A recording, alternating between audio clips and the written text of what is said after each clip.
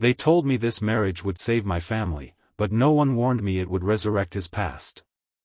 The church smelled like white roses and polished wood, the kind of expensive silence that didn't welcome people like me, the kind that made every breath feel borrowed, and as I stepped onto the marble aisle in borrowed heels that pinched with every step, I could feel 100 eyes measuring my worth against the man waiting at the altar, a man I had never chosen, a man who had never once looked at me like I was human, only necessary, like a signature on a contract he couldn't avoid. Victor Callahan, 65 years old, rumored to own half the city without his name appearing on anything, his presence alone enough to quiet a room full of powerful men, and yet today, he stood still, almost statuesque, hands folded in front of him, his tailored black suit sharper than anything I had ever touched, his silver hair perfectly in place, his expression unreadable, as if this entire ceremony was nothing more than an appointment he intended to finish quickly and forget even faster, and I hated him for that, not because he was cruel, but because he didn't need to be, because indifference could cut deeper than anything else, because to him, I was just the price someone else had negotiated, a solution to a problem I didn't create, and still, I walked forward, step by step, the soft fabric of my veil brushing against my lips with every breath, making the world hazy, distant, safer somehow. Like if I couldn't see him clearly, maybe he couldn't see me at all, maybe this wouldn't feel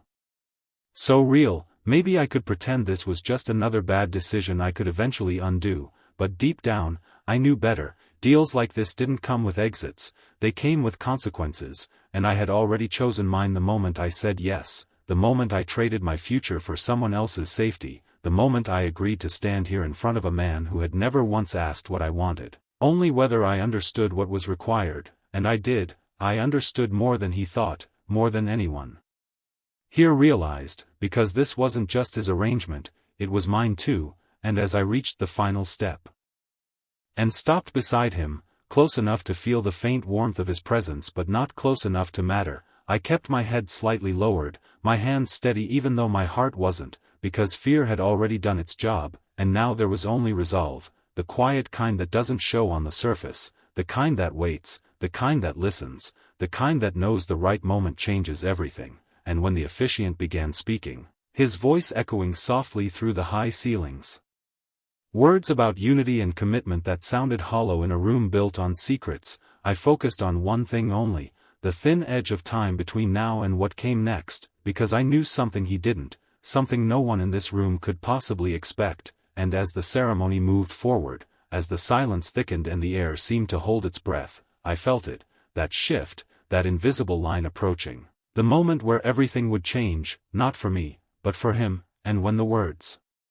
finally came, calm and ceremonial, "You may lift the veil," I didn't move right away, I let the silence stretch just a second longer than it should, just enough to make it noticeable, just enough to make it matter, and then slowly, carefully, like I had all the time in the world, I reached up and touched the fabric that had been hiding my face, knowing that once it was gone, nothing between us would ever be simple again.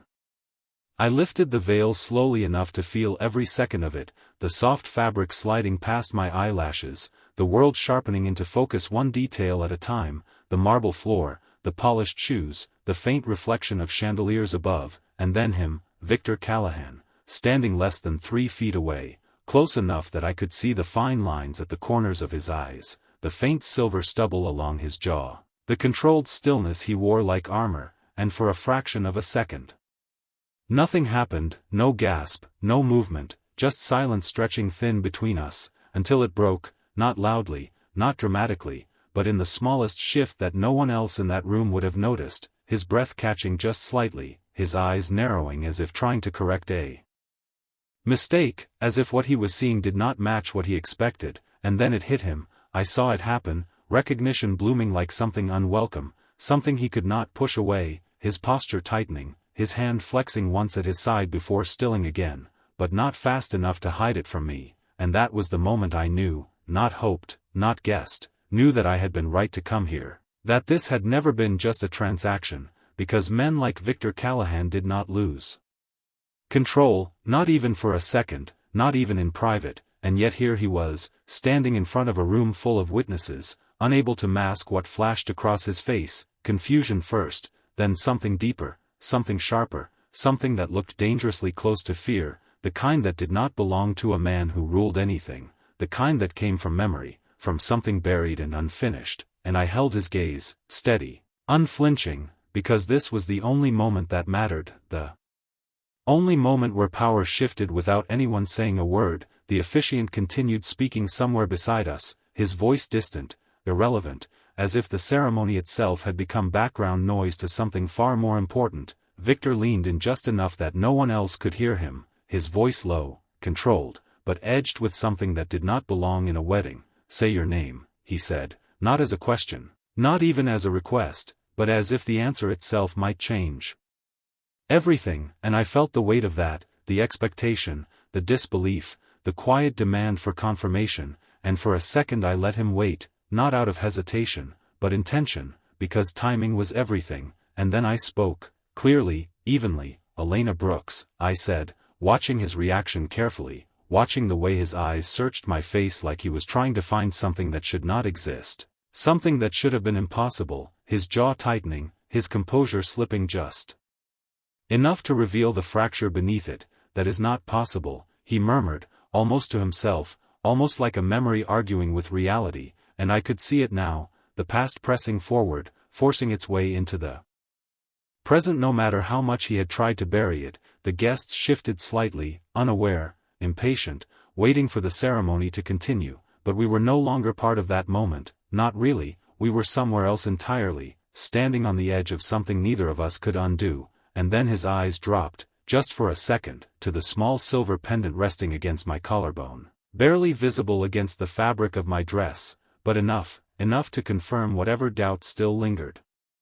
in his mind. And when his gaze snapped back to mine, there was no confusion left, only certainty, heavy and cold. "Where did you get that?" he asked, his voice quieter now, but far more dangerous in its precision. And I felt the room disappear completely, leaving only the space between us, the truth hanging there, waiting to be acknowledged. And I realized then that this was not the moment he lost control. This was the moment he understood that he never had it to begin with. For a moment I let his question hang between us, not because I did not have an answer, but because I wanted him to feel it, the uncertainty, the quiet pressure of not knowing, the same kind of silence that had defined every choice he had forced onto others, and now it belonged to him, if only for a few seconds. And I watched the way his eyes stayed locked on mine, unblinking, searching for a crack, for hesitation, for anything that would give him control again. But I gave him nothing, only calm, only certainty. And when I finally moved, it was deliberate, my fingers rising slowly to the chain at my neck, brushing the cool metal as if it had always belonged there, as if it had always been mine, even though we both knew that was not entirely true. I lifted it just enough for the light to catch the engraving, small, worn by time, but still visible if you knew where to look, and I saw the exact second it registered, the exact moment his expression shifted from controlled disbelief to something far more personal, something heavier, his shoulders tightening almost imperceptibly, his breath slower now, measured, like he was forcing himself back into the man he was supposed to be. But it was too late for that. Because whatever he saw in that pendant had already undone him in ways no one else in this room could understand. "You recognize it," I said quietly, not as a challenge, not as an accusation, but as a fact that did not need confirmation. And for the first time since I had stepped into this place, Victor Callahan did not answer immediately, his silence no longer a weapon, but a pause, a fracture, something that revealed more than words ever could. The officiant cleared his throat softly, shifting his weight as if unsure whether to continue, the guests beginning to stir with subtle impatience. But none of that mattered, not anymore, because this was no longer their ceremony, this was ours, and the truth was already unraveling whether they noticed or not. "That necklace," he finally said, his voice lower now, quieter, but edged with something that felt dangerously close to disbelief. "It belonged to someone who is no longer alive." The way he said it was careful, controlled, but underneath it I could hear something else, something unfinished, something that had never been resolved, and I felt a strange steadiness settle inside me, not comfort, not relief, but purpose, because this was exactly where I needed him, exactly where I had planned for him to be, standing in a moment he could not explain, facing something he could not rewrite. "Are you sure about that?" I asked, meeting his gaze without hesitation. And the question was simple, but the meaning behind it was not. Because I was not asking about the necklace, I was asking about everything he thought he knew, everything he had buried, everything he had convinced himself was over, and I saw it then, the flicker of something deeper, something sharper, not fear this time, but realization, slow and deliberate, like a door opening in a place he had locked years ago, his eyes moving across my face again, more carefully now, more deliberately, as if he was no longer looking at a stranger, but searching for someone he had already lost, someone he had already mourned in his own way, and when he spoke again, his voice had changed, not louder, not softer, but different, stripped of something it had carried before. "Who are you?" he asked, and this time it was not a command, not control, but a question he did not have the answer to, and I let the silence stretch again, not to provoke him, but to let the weight of it settle, to let the truth build in the space between us until it could no longer be ignored, and then I gave him just enough to pull him deeper. "I think," I said slowly, my voice steady, unwavering, "you already know that answer. You just never expected to see it standing in front of you." Again, and the moment the words left my mouth, I saw it land, not on the surface, but deeper, somewhere memory lived, somewhere regret had been waiting quietly, and in that instant, everything shifted, not loudly, not dramatically, but undeniably, because the man who had arranged this marriage to control the future was now being forced to face the past he had never truly escaped. The air between us changed after that, not in a way anyone else could see, but in a way that made every second feel heavier, like the room itself was holding its breath, waiting for something neither of us had said yet, and I watched Victor carefully, watched the way his mind worked behind his eyes, calculating, revisiting, pulling apart memories he had locked away years ago, searching for alignment between what he believed and what stood in front of him now, and I could almost see the resistance, the refusal to accept something that did not fit the version of the past he had built for himself, because men like him did not survive by questioning their own reality, they survived by controlling it, shaping it into something predictable, something stable, and I had just disrupted that, completely. "This is not possible," he said again, quieter this time, less certain. Like the words were losing their strength the longer he looked at me, and I felt a strange calm settle deeper inside me, not satisfaction, not victory, but something steadier, something that had been building for years without him ever knowing. "You keep saying that," I replied softly, my voice even, almost gentle, "but you are still looking at me," and that was the truth he could not escape, because no matter how much he denied it, he had not looked away, not once, not since the moment I lifted the veil, and that alone meant more than anything he could say out loud. His jaw tightened slightly, his gaze sharpening again as if he was trying to regain ground, to take back the control slipping through his fingers. "If this is some kind of game," he said, his voice lowering just enough that it did not carry beyond us, "it is a dangerous one," and there it was. The shift back toward power, toward warning, toward the version of himself that the rest of the world feared, but even that felt different now, not weaker, but complicated, layered with something that had not been there before, and I did not step back, did not lower my gaze, because fear had already done everything it could to me long before I ever walked into this room. "I did not come here to play games," I said, holding his eyes, steady, unyielding. "I came here because you made a decision a long time ago, and you never looked back." The words were simple, but I watched them land, watched the way something flickered again beneath his composure, something that recognized the weight behind them even if he did not want to admit it yet, and for a moment, just a moment, I thought he might say it, might acknowledge it, might connect the last pieces himself, but instead, he exhaled slowly, controlled, deliberate, forcing the moment back into something manageable, something contained, and then he straightened just slightly, his posture shifting back into place, the man everyone expected him to be, the man who did not lose control in public. "We will finish this," he said, louder now, enough for the officiant to hear, enough for the room to settle again, like nothing had happened, like this was still just a ceremony, just a contract being completed, and the officiant nodded quickly, almost relieved, resuming his place in the script, but the illusion did not return, not for me, not for him, because beneath the surface, everything had already changed. Victor reached for my hand then, his grip firm, controlled, but not careless, and for a second I felt the weight of it, the reality of what this was, what it would become, and yet even in that moment I knew this was no longer his arrangement alone, no longer something he could dictate without consequence, because the past he had buried was standing beside him now, breathing, speaking, refusing to disappear, and as the officiant continued, as the words moved forward towards something irreversible, Victor's thumb shifted slightly against my hand, almost unconsciously, like he was grounding himself in something real, something present, and I realized then that this was not just about recognition anymore, this was about something deeper, something neither of us had fully understood yet, because whatever he thought he had lost, whatever he believed was gone forever, had just walked back into his life without permission, and this time, it was not something he could control. The words of the ceremony continued around us, steady and practiced, but they felt distant now, like something happening behind glass, and all I could focus on was the subtle tension in Victor's hand as it held mine, controlled on the surface, but not as unshakable as it had been before, his grip precise, measured, yet carrying something unfamiliar beneath it, something that did not belong to the man everyone feared, and I wondered if he felt it too, that shift, that quiet unraveling that had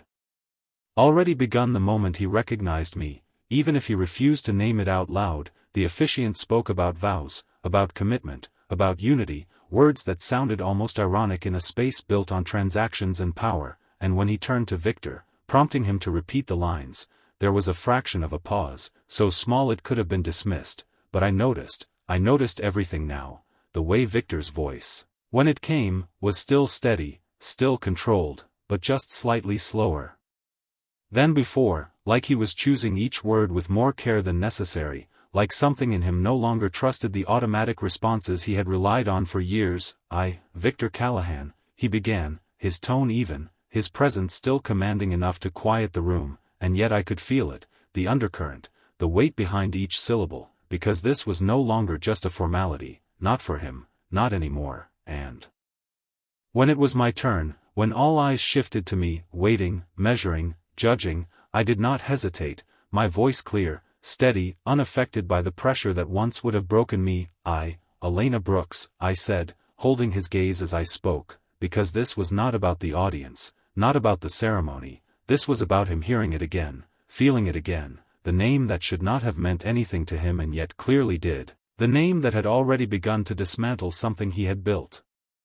over decades, and as the vows continued, as the ritual moved forward toward its inevitable conclusion, I felt the moment approaching, the point where everything would become irreversible, and I wondered, just briefly, if he would stop it, if he would break the pattern, call it off, demand answers before it was too late, but he did not, he stood there, composed, controlled, choosing to proceed, and that choice told me more than anything else could have, because it meant he needed to know, needed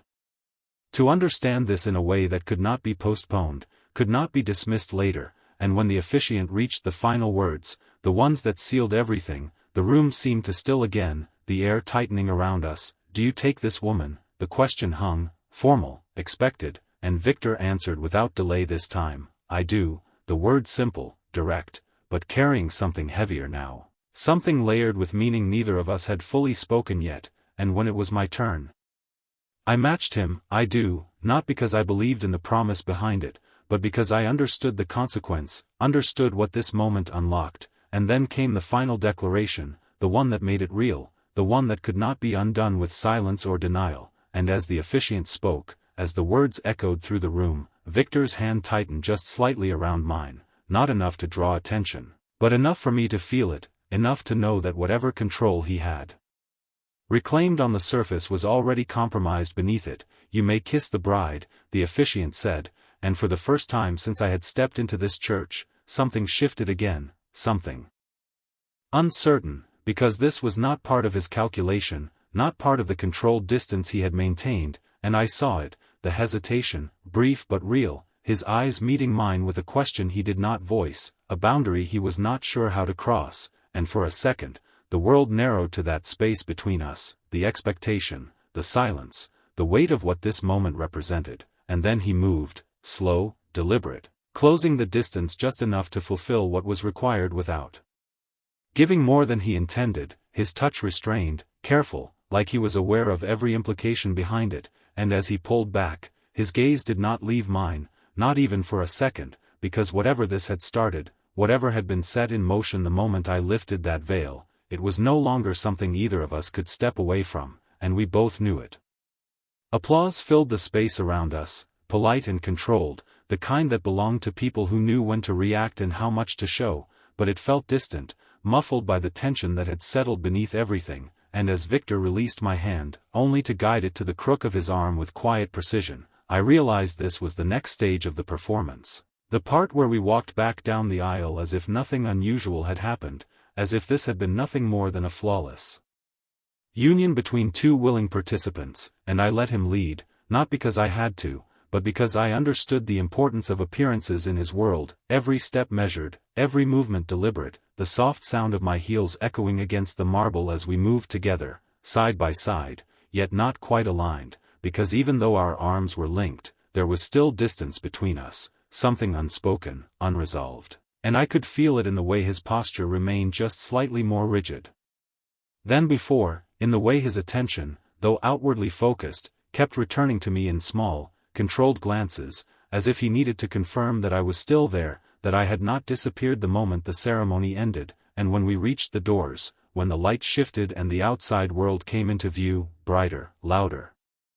more real, the air changed again, less confined, but no less heavy, and the crowd began to follow, voices rising, conversations resuming, the illusion of normalcy rebuilding itself around us piece by piece, but Victor did not speak, not immediately, not until we had stepped beyond the immediate reach of the guests, not until the distance gave him the privacy he needed, and then, without looking directly at me, his voice low enough that only I could hear, he said, "You will come with me," not a question, not a suggestion, but something closer to a decision already made, and I turned my head just slightly, enough to meet his profile, to see the tight control in his expression, the careful restraint he was maintaining now that the audience was still within sight, that was always part of the arrangement. I replied calmly, because I would not give him the satisfaction of thinking this was unexpected for me, and that earned me a brief glance, sharper this time, more direct, like he was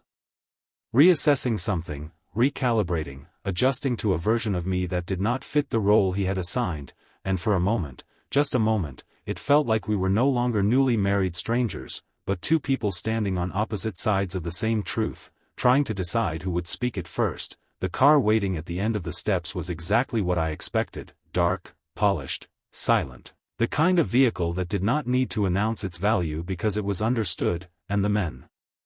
standing nearby, dressed in tailored suits, moved with the quiet efficiency of people who were used to being invisible and yet always aware, and Victor guided me forward without hesitation, his hand steady at my back, not forceful, but firm enough to make the direction clear, and as we approached, one of the men opened the door, his expression neutral, his gaze respectful but observant, and I wondered, briefly, how much they knew, how much they had seen inside that church, or if to them this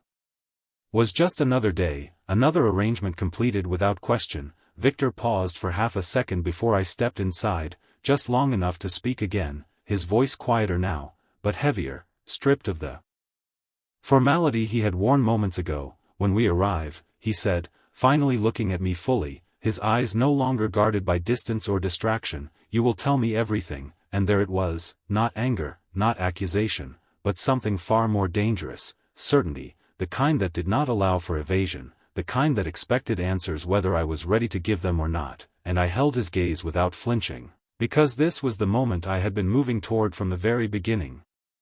The moment where the past would no longer stay buried just because he wanted it to. "I will tell you what you are ready to hear," I said evenly, before stepping into the car, knowing that whatever came next would not be about control anymore, it would be about truth, and whether he could survive it. The door closed behind me with a soft, final sound that seemed louder than it should have been, sealing off the noise of the outside world and replacing it with something quieter, more controlled, the interior of the car dim and cool, the faint scent of leather and something expensive lingering in the air, and for a moment neither of us spoke, the silence settling in like it had been waiting for this exact space, this exact distance where there were no witnesses left, no expectations to perform. Just truth pressing against the edges of restraint. Victor entered a second later, the door shutting firmly beside him, and as the car began to move, smooth and effortless, I felt his attention shift fully toward me, no longer divided, no longer concealed behind public composure, just direct, focused, and unrelenting, start talking, he said, his voice calm but carrying an edge that made it clear this was not a request, not something he intended to wait on, and I turned slightly in my seat. Meeting his gaze without hesitation, because this moment had already begun long before we stepped into this car. You already know where to begin, I replied, my tone steady, because I would not let him dictate the pace, not now, not after everything that had led us here, and his eyes narrowed just slightly, not in anger, but in calculation, as if he was measuring every word, every reaction, trying to decide what was real and what was constructed. I know what I saw, he said, leaning back just enough to create space between us, though his attention never wavered, but what I saw should not exist, and there it was again, that fracture between belief and reality, the same one that had followed him since the moment I lifted the veil, and I let that sit for a second, let the weight of it settle before I spoke again. Maybe what you believe is the problem, I said quietly, watching the way his expression shifted, subtle but unmistakable, because men like him did not often consider the possibility that they had been wrong, not about something that mattered, not about something that had shaped their past. Careful, he warned, his voice lowering slightly, not raised, not aggressive, but sharpened, precise, the kind of tone that had likely ended conversations before they ever began. But I did not back away, did not soften, because this was not about provoking him, it was about holding ground. You asked for the truth, I reminded him, my voice even, controlled, and the truth does not change just because it makes you uncomfortable. The words landed exactly where I intended them to, not as a challenge, but as a boundary, something he could not simply override with authority, and for a moment, the car felt smaller, the space between us charged with something heavier than tension, something that had been building for years without resolution. Victor exhaled slowly, the sound quiet but deliberate, as if he was choosing not to react the way he normally would, choosing instead to listen, and that choice, more than anything else, told me how much this mattered to him. Then explain it, he said finally, his voice steadier now, less edged, but no less intense. Explain why you are wearing something that belonged to a woman who died over 20 years ago. The way he said it carried certainty, finality, like he had repeated that version of the past enough times that it had become fact, something unchangeable, and I felt a flicker of something shift inside me, not doubt, not fear, but something closer to resolve, because this was the moment the truth began to surface. Whether he was ready for it or not, I reached for the pendant again, my fingers brushing against the worn metal, grounding myself in something real, something that connected past and present in a way he could not ignore. And when I looked back at him, I did not hesitate, because she did not die the way you think she did, I said quietly, watching the words land, watching the impact ripple through his composure in a way he could not fully hide this time, his eyes sharpening, his body stilling. Every part of him focused now, not on control, but on understanding, and for the first time since this began, I saw something else beneath it all, not power, not authority, but something far more human, something that had been waiting for an answer he never thought he would hear, and I realized then that this was no longer just about revealing the past, it was about rewriting it. For a second the car felt completely still, even though I could see the faint movement of light passing across the tinted windows, because what I had just said did not fit into anything Victor believed, and I watched the way it landed, not loudly, not dramatically, but deep, like something sinking into a place he had kept sealed for decades. His eyes did not leave mine, not even for a blink, as if looking away might make this real in a way he could not control, and when he finally spoke, his voice was quieter than before, stripped of its edge, but heavier, carrying something that felt almost like disbelief forced into words. That is not possible, he said again, but this time it sounded different, less like a statement and more like something he needed to hear himself say, and I shook my head slightly, not dismissing him, but correcting the narrative he had lived with for so long. No, I replied softly, it is not what you were told, and that was the first real crack, not in his composure, but in the version of the past he had accepted without question, because men like Victor did not build their lives on uncertainty, they built them on information, on certainty, on decisions made with confidence, and now I was asking him to consider that something foundational had been wrong all along. His jaw tightened slightly, his gaze shifting for just a moment to the pendant in my hand before returning to my face, like he was trying to reconcile two truths that refused to align. You are implying that everything I was told about that night was false, he said carefully, each word chosen with precision, and I could hear it, the restraint, the control he was holding onto, but underneath it, something else had begun to surface, something far more personal than power or reputation. I am not implying anything, I said, my voice steady. I am telling you that you never saw what happened after you left, and the moment the word settled, I saw it, not shock, not anger, but something sharper, something that cut deeper because it was rooted in absence, in something missing. His body went still, completely still, the kind of stillness that came when someone realized there was a piece of the story they had never been given. I did not leave, he said immediately, the response quick. Almost instinctive, like he was correcting me before the thought could take hold, but there was hesitation behind it, small, nearly invisible, but enough for me to see, enough for me to know that somewhere in his memory, something did not fully match, and I did not push, did not challenge him directly, because this was not about forcing the truth onto him, it was about letting him reach it himself, step by step. You think you stayed, I said quietly, watching him carefully, but you only stayed long enough to believe it was over, and that was when it changed again, the air shifting in a way that felt heavier, more personal, because this was no longer about a necklace or a resemblance, this was about a moment in his past that had defined something for him, something he had never questioned until now. Victor leaned forward slightly, not aggressively, but with focus, his attention narrowing completely onto me. Like everything else had disappeared. Who told you this? He asked. And this time there was no warning in his voice, no authority, just urgency, controlled but undeniable, and I held his gaze, steady, unwavering, because this was the line we had been moving toward since the beginning, the point where he stopped trying to control the situation and started trying to understand it. No one told me, I said softly, letting the truth sit there between us, simple and unavoidably real. I was there, and the moment those words left my mouth, everything changed, not just for him, but for us, because now there was no distance left, no ambiguity, no safe version of the past he could retreat into, only the reality standing in front of him, breathing, speaking, refusing to disappear, and I saw it, the exact second it reached him, not as a reaction, but as realization, slow, heavy, undeniable, because if what I was saying was true, then the story he had lived with for over 20 years was not just incomplete, it was wrong, and that meant something far more dangerous than anything else. It meant there was a truth he had never faced, and it was sitting right beside him.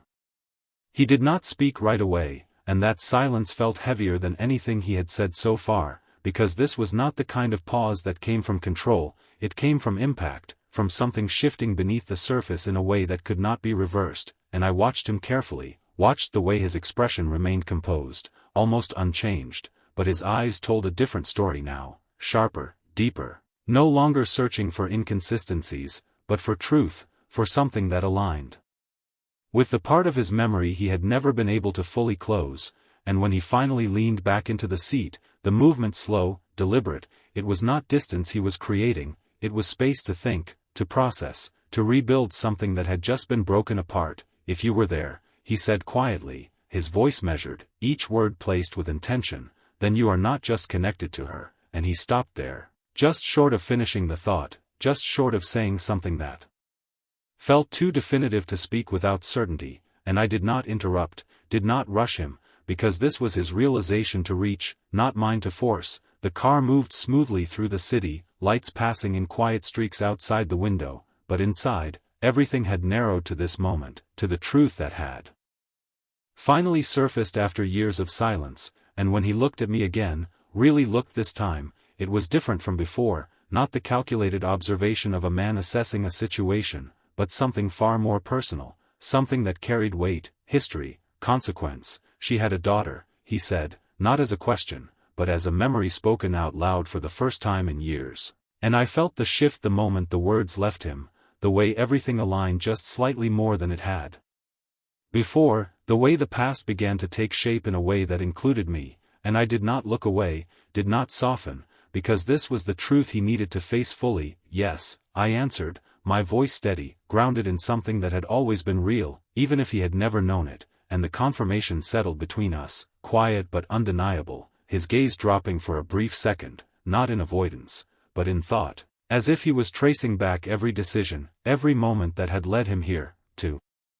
This exact seat, to this exact realization, and when he spoke again, his voice had changed, not weaker, not uncertain, but stripped of something it had always carried before. I was told there were no survivors, he said, almost to himself, and I could hear it now, not just the disbelief, but the recognition of something deeper, something that had been wrong from the very beginning. You were told what you needed to believe. I replied quietly, because that was the truth of it, the kind that did not come with details or explanations, just the understanding that not everything had been as it seemed. Victor exhaled slowly, his hand lifting briefly to his temple before lowering again, a small, human gesture that did not match the man the world saw, and in that moment, I realized that this was not just about uncovering the past, it was about what came after, about what he chose to do with the truth now that it was in front of him. Why come back now? He asked, his eyes returning to mine, more focused than ever, not demanding, but searching, because this question mattered more than anything else, not the past, not the lie, but the reason it had resurfaced today, in this way, at this moment. And I held his gaze, steady, unflinching, because this answer had always been the most important one, because you were about to move on like nothing ever happened, I said, my voice calm but firm, and I needed you to see me before you decided that past no longer mattered. The words landed exactly where they needed to, not as blame, not as accusation, but as truth, and for a moment, the space between us shifted again, not tense, not confrontational, but something else, something quieter, more grounded, like two people standing in the same reality for the first time. And Victor did not look away, did not dismiss it, did not retreat back into control. Instead, he held that moment, held the weight of what had just been revealed, and when he finally spoke, his voice was lower than before, but clearer, more certain. It matters now, he said, and there was no hesitation in it, no doubt, just a simple acknowledgement that carried more weight than anything else he could have said, because for a man like him, that was not just a statement, it was a decision. And I realized then that whatever this had started, whatever had been set in motion the moment I stepped into that church, it was no longer about the past alone, it was about what we would become now that the truth had finally been seen.